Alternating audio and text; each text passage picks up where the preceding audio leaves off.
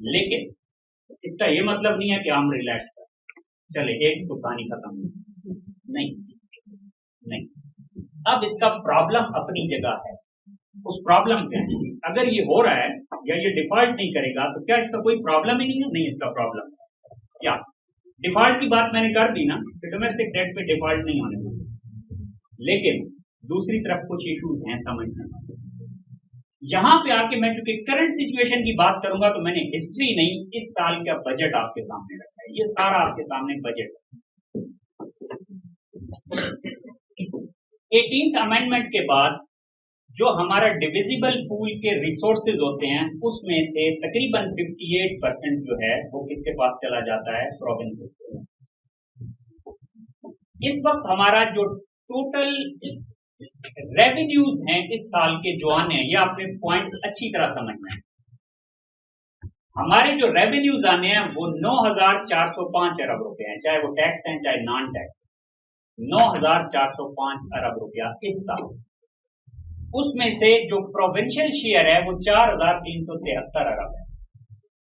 जो गवर्नमेंट के पास बाकी बच गया वो कितने हैं? 5,032। 5 ट्रिलियन रुपए गवर्नमेंट के पास हैं इस साल मुल्क चलाने के लिए। ये अब आपने बात समझनी है अच्छी तरह से। कितने पैसे हैं कुल?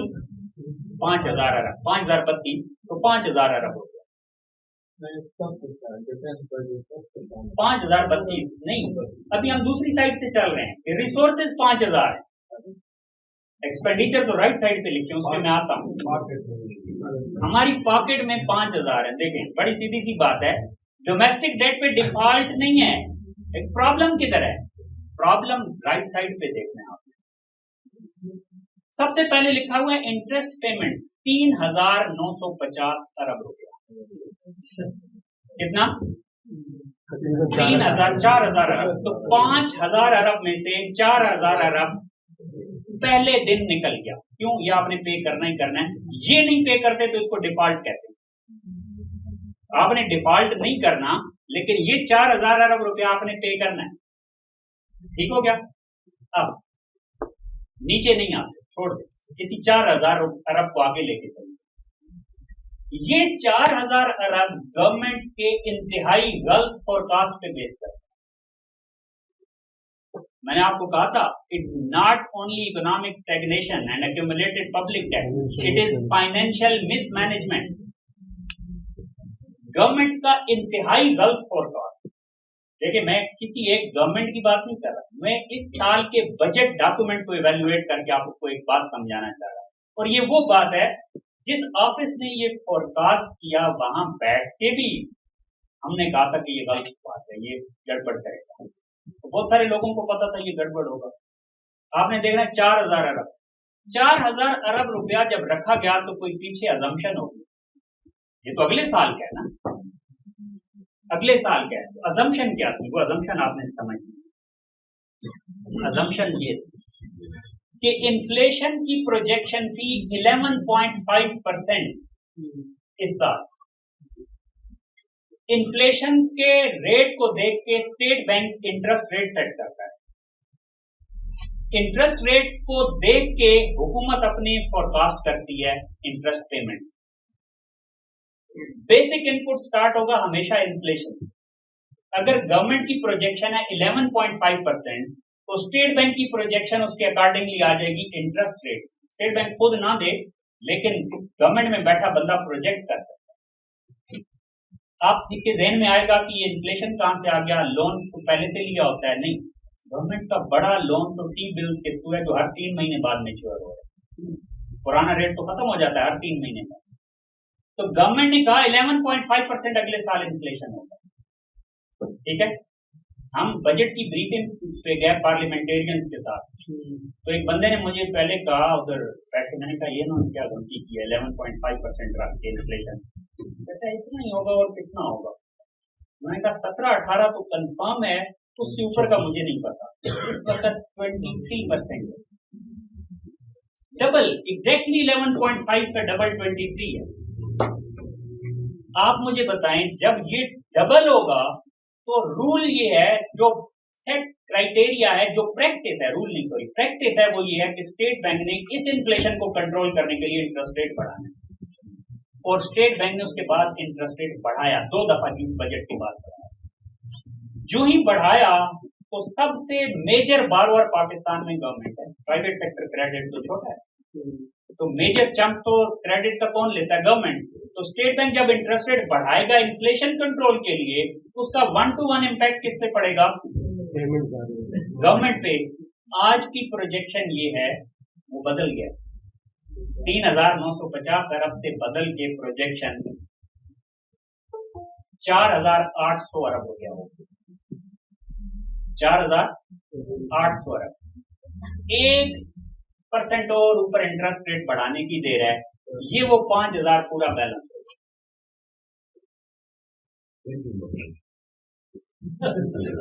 जितने रिसोर्सेज हैं सारा सिर्फ इंटरेस्ट पे होगा। ये डोमेस्टिक डेट के ऊपर मैं वो भी नहीं कह रहा कि इसमें प्रिंसिपल अमाउंट वापस जा रही है, वो भी नहीं जा रही, सिर्फ इंटरेस्ट पेमेंट। कुल गवर्नमेंट के रिसोर्सेज इस साल सिर्फ और सिर्फ किस पे लगेंगे? Debt service. और अब सवाल ये है कि वो जो अक्सर लोग कहते हैं कि जी हमारा डिफेंस मसला है या फलां मसला है, या कोई कहता है सब्सिडीज मसला है, कोई कहता है ये मसला है वो मसला है, सब मसले। अब सारे मसले अपनी जगह, लेकिन जो आपका अब देखें डेवलपमेंट बजट कितना सा है, 871 अरब रुपया, 900 अरब रुपया बजट अनाउंस होने के बाद इंटरेस्ट पेमेंट्स में बढ़ चुका है फोरकास्ट 900 अरब रुपया, और कुल डेवलपमेंट बजट 871 अरब रुपया है। ये क्या गवर्नमेंट 871 अरब दे पाएगी इस साल? आप बता दें। नहीं। और सारे हेड में क्या कट नहीं लगेंगे?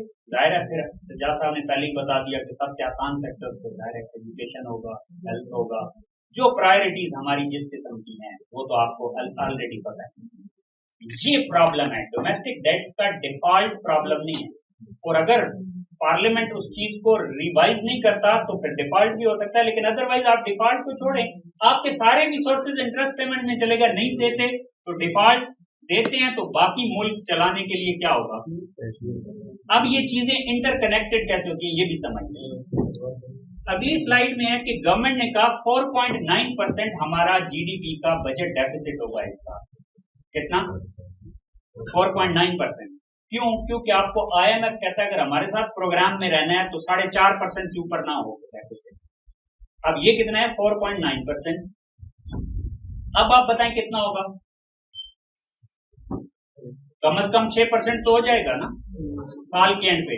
अगर 6% हो जाता है, IMF के साथ आपके ताल्लुकात फिर खराब होंगे, फिर आपको अगला लोन नहीं मिलेगा, अगला लोन नहीं मिलेगा तो फिर आप एक्सटर्नल डिफॉल्ट की तरफ चले जाएंगे। ये प्रॉब्लम है।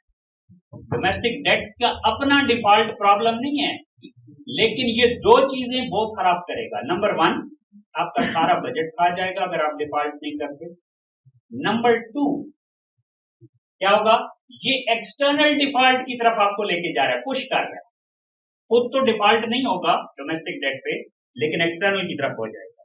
ये मैंने आपके सामने बजट स्पीच रखी, आप इसको पढ़ें इस वक्त, और इस वक्त आप अपनी इकोनॉमी को एनालाइज करें तो आपको काफी सारे प्रॉब्लम्स नजर आए, काफी सारे। वो इन्फ्लेशन की मैंने बात की, ये गलत प्रोजेक्शन थी। FDR टैक्सेस की गलत प्रोजेक्शन है, डेफिसिट की प्रोजेक्शन गलत है, और फिर ये भी नहीं है कि भाई ये प्रोजेक्शन है तो ये होंगे कहां से, इसके लिए स्ट्रैटेजी क्या है? वो स्ट्रैटेजी भी, क्योंकि इस साल की मैं बात कर रहा हूं एंड पे, तो इसलिए मैं इसी साल के बजट की बात करूं। पहले मैं हिस्ट्री आपको दिखाता हूं। अब ये क्लियर हो गया डोमेस्टिक डेट वाला इशू। अब आ जाए एक्सटर्नल जो क्रिटिकल है। एक्सटर्नल डेट को क्या है, या एक्सटर्नल डेट के ऊपर डिफॉल्ट हो रहा है या नहीं। पहली बात तो यह ट्रेड डेफिसिट के बारे में जो गवर्नमेंट ने कहा, वो ये कहा कि हम अपना ट्रेड डेफिसिट कम करेंगे, और नो डाउट गवर्नमेंट उसको बाय एनी मीन्स कम करने की कोशिश कर रही है। ठीक हो गया? हमारा करंट अकाउंट डेफिसिट जो है वो इस साल कम होगा, और उसकी एक बड़ी रीजन ये है कि बहुत सारी चीजों को हमने इंपोर्ट पे बैन कर दिया, फिर इनडायरेक्ट मेजर के लिए LC नहीं बैंक्स ओपन कर रहे। स्टेट बैंक जो है वो आपको डॉलर मतलब मार्केट में वही चीजें होती है ना, जैसे बैंक ने LC ओपन करनी है तो वो स्टेट बैंक को केस भेजेगा, वो अप्रूवल देगा तो फिर ओपन होगी, स्पेशली कुछ आइटम्स के लिए। ये मुख्तलिफ किस्म के हर्डल्स होते हैं जिससे आप अपनी इंपोर्ट्स को रेस्ट्रिक्ट करते हैं। तो ये जो पार्ट है कि गवर्नमेंट ने कहा कि हम इसको कम करेंगे, ये कम तो जरूर होगा, लेकिन एक बात है कि ये लिखा हुआ है करंट अकाउंट बैलेंस को हम लाएंगे -4.1% ऑफ जीडीपी। अब पहले ये समझ लें कि पहले जितना भी करंट अकाउंट बैलेंस था, अब 4.1% ऑफ जीडीपी पे आएगा, तो इसका मतलब है गवर्नमेंट खुद एक बात कह रही है कि हम इस साल एक्सटर्नल डेट 4.1% ऑफ जीडीपी और लेंगे। इसका दूसरा मीनिंग ये, आपको पता है कि एक्सटर्नल डेट एंड लायबिलिटीज की डेफिनेशन क्या होती है? Change in current account position. जितना आपका करंट अकाउंट पोजीशन चेंज होती है बैलेंस, वही आपका एक्सटर्नल डेट का चेंज बनता है।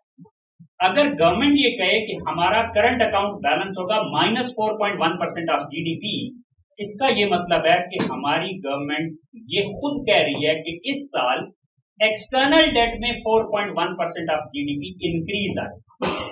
परफेक्ट। ये सिनेरियो, इसको आपने समझना है। और ऊपर मैंने शायद लिखा हुआ भी है, ये ऑप्टिमिस्टिक प्रोजेक्शन है, डिफॉल्ट की बात। ये ऑलमोस्ट सेकंड लास्ट स्लाइड है और उसके बाद लास्ट होगी कि हम प्रोजेक्शन की बात कर लें कि डिफॉल्ट की तरफ हम जा रहे हैं या नहीं जा रहे, क्योंकि डोमेस्टिक डेट का तो इतना बड़ा इशू नहीं। एक्सटर्नल डेट की सीधी सी स्टोरी है, हमारा पहले क्वार्टर का रिजल्ट आ चुका। 4 प्लेयर है ना, 4 क्वार्टर है साल के, इस साल का मसला है पहले क्वार्टर का रिजल्ट आ चुका, दूसरे क्वार्टर का आने वाला है दिसंबर एंड पे। पहले क्वार्टर में हमारा करंट अकाउंट डेफिसिट रहा है $2.5 बिलियन। कितना? $2.5 बिलियन हमारा पहले क्वार्टर से मुराद है जुलाई टू सितंबर। इसका रिजल्ट आ चुका, क्योंकि ये तो गुजर गया ना साल में से ये 3 महीने। इन 3 महीनों में हमारा जो डेफिसिट रहा है वो रहा है $2.5 बिलियन। अब जाहिर है जब आगे प्रोजेक्शन करनी है तो मैं तो गवर्नमेंट का बंदा हूं नहीं, मैं तो अपनी अजम्पशंस लगाऊंगा। हाँ, ये जरूर है कि आप ये चेक कर लीजिएगा साल बाद इन अजम्पशन से वो मिसहैप ना हुआ तो बड़ा चेंज नहीं आएगा। बड़ी सीधी सीधी अजम्पशन। पहली अजम्पशन कि जो $2.5 अरब पहले क्वार्टर में है वो ही तकरीबन हर क्वार्टर में करंट अकाउंट डेफिसिट हो, हालांकि लास्ट वाले क्वार्टर में ज्यादा होता है हमेशा। मैंने वो नहीं कहा, मैं कह रहा हूं 2.5 तो पहले में हो गया ना, उसी को अक्रॉस द बोर्ड तीनों क्वार्टर्स के लिए आगे कंसीडर करें। इसका क्या मतलब है कि अगले 3 क्वार्टर्स में हमारा $7.5 बिलियन का डेफिसिट। अब अगला सवाल यह है कि अगर ये $7.5 जो बिलियन का डेफिसिट है, अगर ये पूरा हो जाए तो हमारे इस वक्त फॉरेन एक्सचेंज रिजर्व $6.7 बिलियन पे हैं स्टेट बैंक के, वो यहीं पे फ्रीज हो जाए। और इस पे तो डिफॉल्ट नहीं, हमने अभी तक तो डिफॉल्ट नहीं किया ना। एक $1 बिलियन की पेमेंट करनी थी, कर दी है। इससे बड़ी पेमेंट और कब करनी है? इतनी बड़ी पेमेंट। लेकिन इसका मतलब है आज तक डिफॉल्ट नहीं किया, तो ये $7.5 अरब अगर अगले 9 माह में आ जाता है तो डिफॉल्ट नहीं। ठीक, अगर $7.5 अरब नहीं आता तो फिर आपके पास रिजर्व्स कितने हैं? 6.7, यानी कि एग्जैक्ट डेफिसिट के बराबर नहीं है, उससे कम है। अब आप मुश्किल में कब जाते हैं? सीधी सी बात है, आपकी सेफ लिमिट है कि आपके रिजर्व्स 3 मंथ्स ऑफ इंपोर्ट्स के बराबर होने चाहिए। इंपोर्ट्स हैं आपकी $5 अरब पर मंथ। सेफ लिमिट के लिए आपको $15 बिलियन।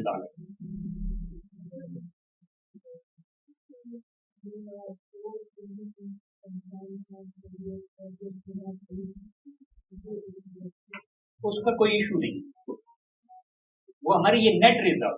देखिए, एक स्टेट बैंक के ग्रॉस रिजर्व होते हैं और एक नेट रिजर्व होते हैं। ये जो रिजर्व हमारे पास हैं, ये आपने ध्यान में रखना है कि ये कितना इंपोर्ट्स के बराबर। अब ये चैनल अलग है कि वो किस तरह इंपोर्ट्स में यूटिलाइज हो सकते हैं या नहीं हो सकते या कैसे हो सकते हैं।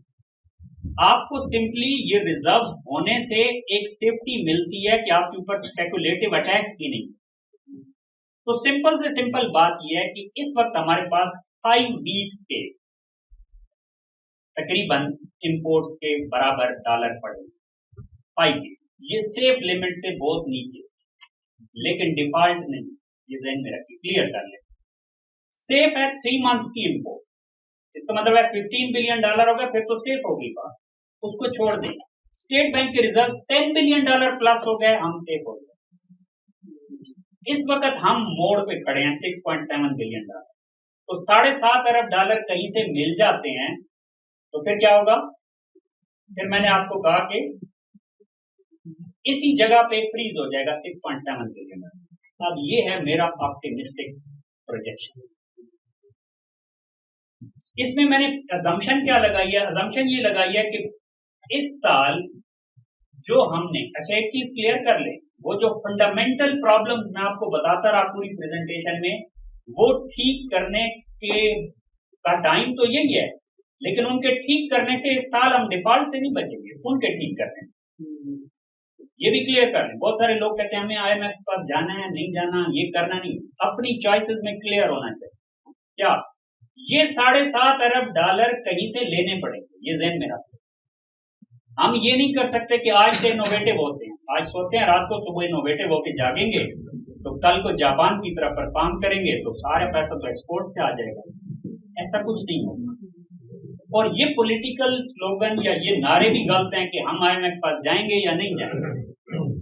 IMF के पास छोड़े, $7.5 अरब आपने कहीं से ले, अब IMF के पास जाना क्यों जरूरी? अगर IMF आपको नहीं देता तो फिर आपको आपके फ्रेंडली कंट्रीज भी नहीं देते। कंडीशन क्यों? देखें, मसला ये है कि जो कंट्री डिफॉल्ट करने वाला हो, आप अपने मोहल्ले में देखें, जो बंदा अपने डेट पे डिफॉल्ट करने वाला हो उसको तो लोन देता कोई, अनलेस कि उसका कोई गारंटर। IMF का प्रोग्राम जो है वो इंश्योर करता है कि कोई कंट्री डिफॉल्ट ना करे, या IMF प्रोग्राम में भी कंट्रीज ने डिफॉल्ट है, लेकिन उसकी एग्जांपल दुनिया में आपको 1-2 मिले। पिछले 40 साल में 147 कंट्रीज ने डिफॉल्ट किया, 147 ऐसे केसेस हैं डिफॉल्ट। ये कोई इतना भी अजीब नहीं हो रहा पाकिस्तान में, ये भी ध्यान में रखना। पिछले 40 साल IMF के प्रोग्राम में कितने कंट्रीज ने डिफॉल्ट किया? मे बी 1 या 2, यानी कि IMF के प्रोग्राम में आप डिफॉल्ट नहीं कर सकते, ज्यादा चांसेस नहीं। ये वो गारंटी है कि जब आप IMF के प्रोग्राम में चले जाते हैं, इसका मतलब है डिफॉल्ट का रिस्क खत्म हो जाता है। जब रिस्क खत्म होता है तो फिर आपको सारे लोन देना शुरू हो जाता है, और अगर पता ही हो कि डूबना है तो फिर आपको लोन कोई नहीं देगा। तो इसलिए IMF के प्रोग्राम में जाना जरूरी है। कोई बंदा इस वक्त आपको कहे कि जी हम IMF के बगैर ये कर लेंगे, ऐसा कुछ होगा? ठीक, अगर हमें मैक्सिमम जो पॉसिबिलिटीज हैं ये मिल जाए लोन अगले 3, इस पे मैंने अजम्पशन ये यूज की है कि जितना नेट लोन हमने इस क्वार्टर में हमें मिल गया, उसका डबल अगले क्वार्टर में मिले, उसका डबल अगले क्वार्टर में, और उसका डबल अगले क्वार्टर में। ऐसी पॉसिबिलिटी हो सकती है, स्पेशली अगर IMF के साथ हमारी डील हो जाती है। तो at the end of fiscal year 2023 our foreign exchange reserves will be above $10 billion, more or less safe। Exact safe नहीं भी तो काफी हद तक सेफ। 2.5 मंथ की तो तकरीबन, या 2+ मंथ की तो इंपोर्ट्स बन गए। पाकिस्तान कई दफा 2 मंथ की इंपोर्ट्स दे रहा, उसके बराबर फॉरेन एक्सचेंज रिजर्व। तो अगर ये इसी तरीके से IMF का प्रोग्राम तय हो जाता है, ये अलग बात है कि IMF का प्रोग्राम कितना पेनफुल होगा वो सोचिए, वो आसान नहीं, वो आसान नहीं। लेकिन अगर आपने डिफॉल्ट नहीं करना तो फिर दूसरी सूरत की, ठीक हो गया। अब दूसरी तरफ जाते हैं, ये तो था ऑप्टिमिस्टिक प्रोजेक्शन कि हमें हर साल नेट लोन पिछले क्वार्टर का डबल मिले। अब जरा उस पर जाते हैं कि हमें कितना ना मिले, फिर हमारी जो आगे सारी पेमेंट्स ड्यू हैं वो करें तो किधर जाए? वो ये पेसिमिस्टिक प्रोजेक्शन, इसमें फॉरेन एक्सचेंज रिजर्व बढ़ नहीं रही, लगातार कम हो रही। लेकिन ये जितने कम हो रहे हैं वो भी बड़ा इंपॉर्टेंट। ये तकरीबन वर्स्ट सिनेरियो में at the end of fiscal year 2023 यानी कि जून 2023 में वर्स्ट सिनेरियो में जो हमारी कमिटमेंट्स ऑलरेडी हैं उसके हिसाब से देखा जाए तो हमारे फॉरेन एक्सचेंज रिजर्व तकरीबन $5 अरब के, जो कि फिर डिफॉल्ट में $5 अरब भी डिफॉल्ट नहीं, वो तो आपके पास रिजर्व ही पड़े कि नहीं। इसका मतलब यह है कि हम अपनी सारी लोन रीपेमेंट की रिक्वायरमेंट्स जून 23 तक कर जाएं तो $5 अरब पे भी डिफॉल्ट नहीं। अब आ जाएं दूसरे, ये तो मैंने आपको दो लिमिट्स बताई, दोनों लिमिट्स में डिफॉल्ट नहीं। अब आ जाए इस बात पे कि ये मैंने आपको थोड़ा सा ज्यादा ऑप्टिमिस्टिक व्यू दे दिया है कि डिफॉल्ट नहीं बनता दोनों। अब मैं आपको थोड़ा सा इसके साथ और चीजें थोड़ी थिंग्स अटैच करते हैं। अगर ऑयल प्राइसेस जो कि तकरीबन $120-130 पर बैरल से $80 पर बैरल पे तकरीबन आ चुकी है, ये अगर 70 पे या 60 पे सस्टेन कर जाती हैं तो पाकिस्तान का प्रॉब्लम काफी हद तक सॉल्व हो जाता है। हमारे फिर से रिजर्व बिल्ड होना शुरू हो जाएंगे और ये जो मिनिमम मैंने कहा 5 है, ये तकरीबन $75 पर बैरल के हिसाब से समझिए या $80 पर बैरल। अगर इससे नीचे ऑयल की प्राइस आ जाती है तो हमारा वर्स्ट सिनेरियो में भी $6.5 बिलियन के रिजर्व शायद हो जाएं। अगर ये होते हैं तो इसका मतलब ये है कि हम आज वाली सिचुएशन पे खड़े होंगे, डिफॉल्ट नहीं कर रहे। ठीक हो गया? इसी का उल्ट कि अगर आपके ऑयल की प्राइसेस वापस ऊपर चली जाती, ये तो हो सकता है, तो फिर आपके ये $5 अरब बिलियन नहीं रहेंगे, ये बहुत कम है। दूसरी बात, जो आपकी बहुत सारी कमिटमेंट्स हैं, लोन की, प्रोजेक्ट लोन होते हैं और बहुत सारी चीजें, उनमें किसी में प्रॉब्लम हो जाता है या स्पेशली IMF के साथ आपके डील किसी वजह से नहीं तय हो सकती, क्योंकि IMF के साथ डील तय करनी है तो फिर आपको पॉलिटिकल लॉस बेयर करना पड़ेगा। ऑयल की प्राइसेस दुनिया में कम हुई, हो सकता है आपको बढ़ाने की इजाजत ना मिले, हो सकता है बिजली की कीमत और बढ़ानी पड़े। Interest rate 17% historically high rate पे है, हाई लेवल पे है, हो सकता है आपको और इंटरेस्ट रेट बढ़ाना। ये सारे पेन अगर बेयर कर सकते हैं तो फिर तो काफी हद तक डिफॉल्ट ना होने के, जो कि अदरवाइज भी डिफॉल्ट होने के चांसेस इस सेंस में कम। लेकिन अगर आप इसका ये मतलब लें कि हमें रिलैक्स हो जाना चाहिए, नहीं। हम इंतहाई क्रिटिकल सिचुएशन में जिसमें एक छोटी सी गलती हमें डिफॉल्ट की तरफ फेंक सकती है, अभी तक का सिनेरियो डिफॉल्ट की तरफ नहीं, लेकिन हम डिफॉल्ट की तरफ जा सकते हैं। और याद रखें,